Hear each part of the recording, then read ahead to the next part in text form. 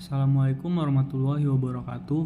Perkenalkan, nama saya David Trima Putra dari NPM 251000027. Di sini saya akan mempresentasikan sebuah topik mengenai menjadi navigasi cerdas di era global, yakni dengan mengaktualisasikan diri kita melalui gerakan memenuhi ruang digital. Nah, jadi kita nggak akan hanya bicara soal teknologi, tapi soal karakter kita sebagai bangsa di dunia maya. Oke, jadi rekan-rekan sekalian, era globalisasi itu bukan lagi sesuatu yang akan datang, tapi sesuatu yang udah kita hirup setiap detik. Nah, internet di sini udah menghapus batas negara. Tapi apa yang kita lihat sekarang? Ruang digital seringkali sesak oleh polusi informasi. Nah, jadi ada hoax yang udah dikemas sama fakta, terus ujaran kebencian yang udah berlindung di balik kebebasan berpendapat dan polarisasi yang tajam. Nah, jika kita cuma jadi penonton, maka ruang digital tuh bakal terus-terusan didominasi sama hal-hal negatif kayak gitu.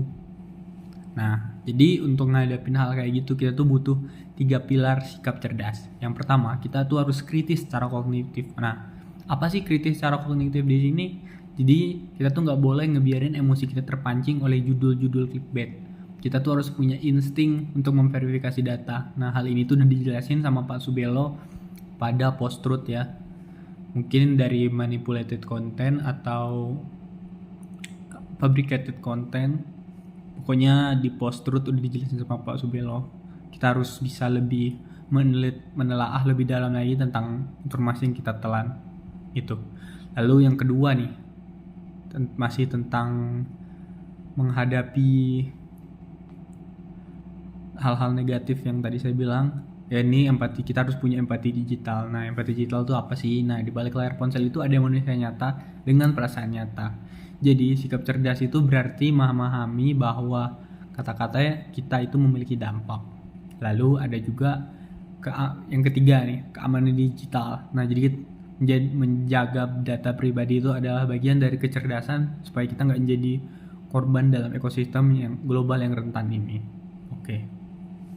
Lalu kita akan ngomongin soal dari konsumen tuh menjadi produsen konten positif. Nah, gimana sih cara kita bertindak? Nah, seringkali kita tuh merasa kontribusi itu kita kecil. Padahal satu unggahan edukatif tentang cara menjaga lingkungan, terus satu komentar yang menyejukkan di tengah perdebatan panas, atau satu video kreatif yang memperkenalkan budaya kita ke budaya internasional tuh sebenarnya udah termasuk bentuk aktualisasi diri yang luar biasa gitu. Jadi kita tuh harus bergeser dari sekedar pengguna atau konsumer menjadi penggerak atau kreator kebaikan.